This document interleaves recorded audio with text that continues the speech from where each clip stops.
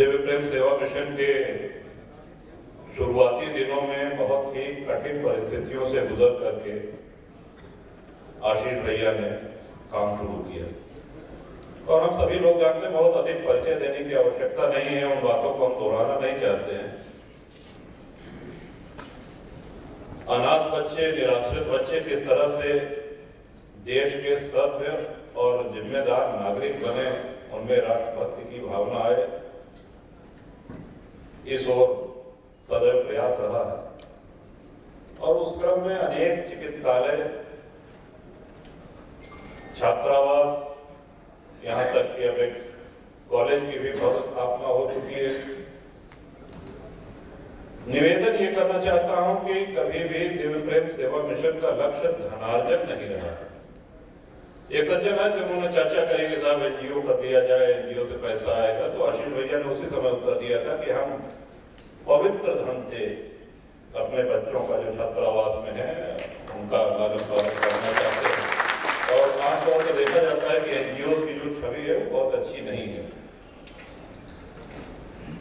तो इस क्रम में श्री राम कथा का आयोजन किया गया। पूज्य संत विजय कौशल जी महाराज, जो कि असली संरक्षक हैं दिव्य प्रेम सेवा मिशन के, इसी क्रम में दुर्गा नाटक का मंचन हुआ। श्री शेखर सेन जी, जिन्होंने तुलसीदास जी पे तुलसी कार्यक्रम किया, स्वामी विवेकानंद पे कार्यक्रम हुए, कबीर पे कार्यक्रम हुए, चरण पे कार्यक्रम हुए। जहां एक और संसाधन जुटाना था, वहीं दूसरी ओर यह भी लक्ष्य था कि हम अपने महान गौरवशाली अतीत से परिचित हों और न सिर्फ परिचित हों बल्कि उस अतीत को अपने आने वाली पीढ़ी, आने वाली नस्लों को, आने वाले लोगों को हम परिचित कराएं। जैसा कि अभी आदरणीय क्षेत्र प्रचारक जी ने कहा कि 14 फरवरी एक वैलेंटाइंस डे का फैशन हो गया है, जबकि कोई उसका महत्व तो नहीं है, लेकिन भेड़ चाल में कई नौजवान उसमें, लेकिन अब ऐसा लगता है कि जिले जिले में मोमबत्तियां जलाई गई हैं पुलवामा के लिए। और ये कार्यक्रम मात्र जानता राजा के निमित्त ही नहीं हो रहा है, बल्कि एक परिवार के लोग, एक विचारधारा के लोग, एक सोच के लोग, हम सब लोग यहाँ पे बैठे हैं। हम सभी का लक्ष्य है कि इस विचारधारा को जन जन तक पहुंचाया जाए। नवनीत जी सहगल भी बैठे हैं, मैं क्षमा चाहता हूँ, देख नहीं सका आपको, आपका भी अभिवादन है, कामेश्वर जी आपका भी। तो इस क्रम में भारत की एक महायात्रा हो रही है साधारण से असाधारण की ओर। भारत कभी साधारण नहीं रहा है, लेकिन हाँ, वैश्विक पटल पे हमारी कोई गिनती नहीं थी, हमारा कोई महत्व नहीं था। और बहुत पहले की बात नहीं है कि पिछड़े देशों में पहला नाम भारत का आता था, या सांपों सफेरों का देश, ऐसा यूरोपीय राष्ट्र और अमेरिका में कहा जाता था। तो साधारण से असाधारण की जो यात्रा है, ये सिर्फ भौतिक ही न रहे, विकास हो रहा है, सड़कें चौड़ी हो रही हैं, जहां 4 लेन है वहां 8 लेन बन रहे हैं, 4G की जगह 5G आ रहा है, ये सब भौतिकता हो गई है। लेकिन भौतिकता के साथ साथ हमारी मानसिक उन्नति भी हो, हमारी आध्यात्मिक यात्रा भी चले, इस निमित्त ये कार्यक्रम है। तो छत्रपति शिवाजी महाराज,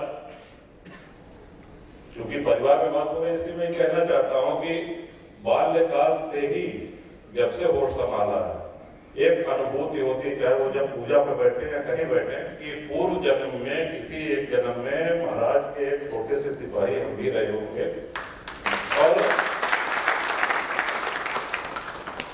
बचपन से अम्मा रोज शिवाजी महाराज की अमर चित्र कथा की कॉमिक थी, वो सुनाती थी और उसके बाद ही हम सोते थे, ये नियम था। और आज सिंहगढ़, प्रतापगढ़, रायगढ़, राजगढ़, जितने किले हैं महाराज के, सब तो नहीं जा सके हैं, लेकिन प्रयास ये रहता है कि तीर्थ की भावना लेकर के वहां जाएं, वहां की मिट्टी ले आते हैं और अपने सिरहाने शिवाजी महाराज की प्रतिमा में नित्य गंगा जल से स्नान कराते हैं, नित्य पुष्पांजलि करते हैं। तो ये एक महाराज के विषय में बड़ा जीवंत चित्रण इसमें आप सभी लोगों को देखने को मिलेगा। लेकिन कुछ एक बात हम ये भी बताना चाहेंगे जो उस महानाट्य में आपको नहीं बताई जाएगी, क्योंकि उसकी चर्चा नहीं है। किस व्यक्ति का चयन किस काम के लिए किया जाए, ये गुण महाराज में बहुत अच्छे। बाजी पासलकर, बाजी प्रभु देशपांडे, नेताजी पालकर, जीवा महाला, अनेक ऐसे लोग। देखिए, टीम मजबूत होगी तभी महान लक्ष्य की प्राप्ति हो सकती है। तो एक चंद्रराव मोरे थे, जावली छोटी सी एक रियासत थी, वहां के राजा थे चंद्रराव मोरे, जो महाराज के विपक्षी थे, शत्रु थे। उनसे जब युद्ध हुआ तो वो पराजित हुए, मारे गए।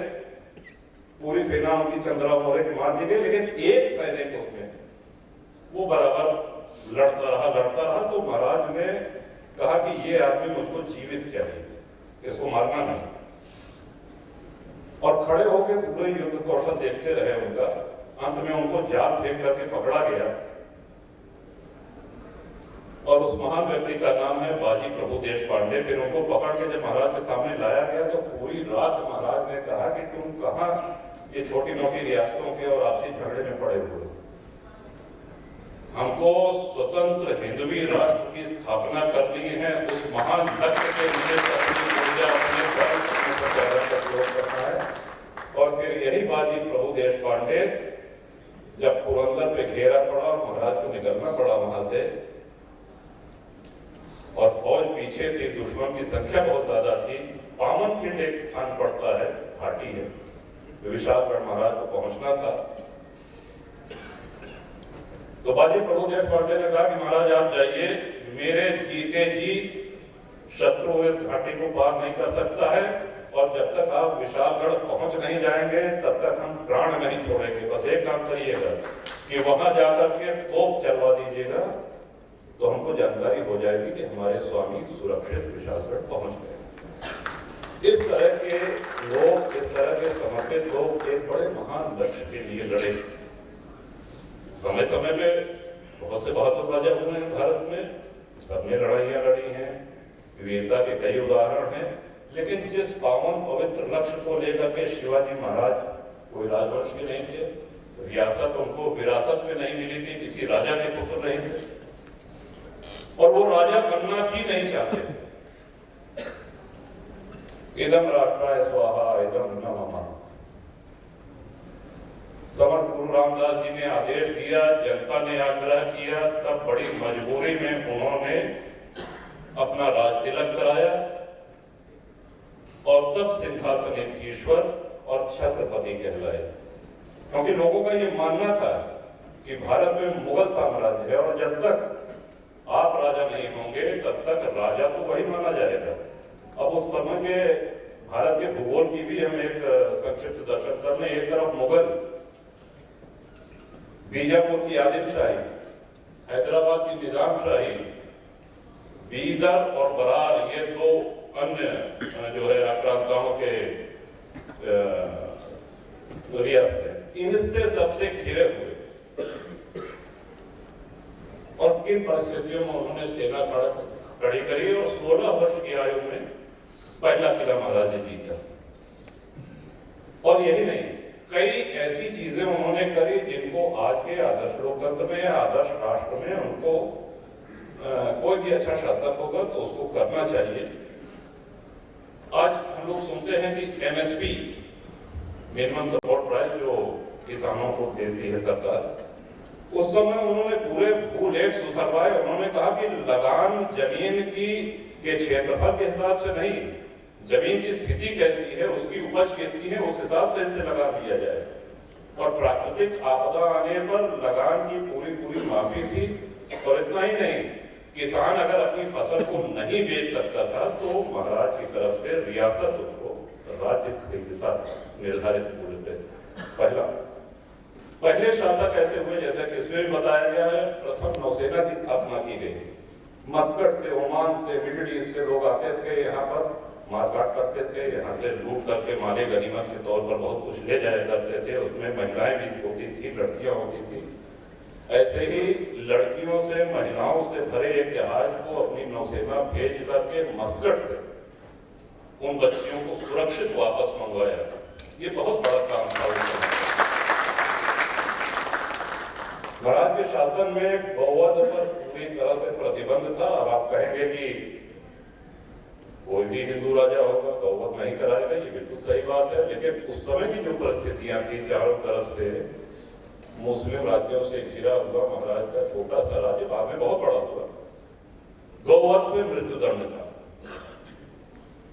पहले शासक ऐसे हुए जिन्होंने गुलामी प्रथा समाप्त करी। गुलामी बंद, पहले आदमी और औरतें दोनों खरीदे बेचे जाते थे, सब हो गया।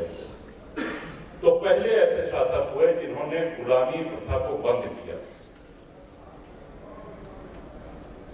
गनीमी कावा एक शब्द है मराठी में, यानी कि गुरिल्ला वॉरफेयर, गुरिल्ला युद्ध प्रणाली जिसके महाराज थे। समर्थ गुरु रामदास के मार्गदर्शन में उन्होंने स्वतंत्र हिंदवी राष्ट्र की स्थापना करी, एक आदर्श राष्ट्र की स्थापना करी। और हम सभी लोग, चाहे वो राजनीति में हो, चाहे अन्य किसी व्यवसाय में हो, हम सभी लोगों का दायित्व बनता है कि महाराज के जीवनी को, उनके आदर्शों को हम जन जन तक पहुंचाएं। और इस निमित्त जब शुरू में हम लोगों ने पुणे में जाकर के ये मुद्दे देखे थे पहले, तो इतना भव्य ये कार्यक्रम था। जब हम लोग गए देखने, इच्छा तो बहुत हुई कि लखनऊ में कराया जाए, लेकिन उस समय हिम्मत नहीं पड़ रही थी, कराएं कैसे, इतना संसाधन, इतनी तैयारी। तो किसी तरह हम लोगों ने कहा है, आदरणीय महाराज जी, योगी जी महाराज ने भी पूरा करा, आदरणीय ब्रजेश जी का भी पूरा रहा, और जनेश्वर मिश्र पार्क में आयोजन के लिए पूरा तय किया गया। अब हम सभी लोगों को इसमें पूरी ऊर्जा के साथ डट जाना है। और डट सिर्फ इसलिए नहीं जाना है कि ये कार्यक्रम से दिव्य प्रेम सेवा मिशन को लाभ हो, बल्कि दूसरा है कि आज भारत का नौजवान, हमारा हर बेटा बेटी इसको आकर के देखे, इस महानाट्य से प्रेरणा ले।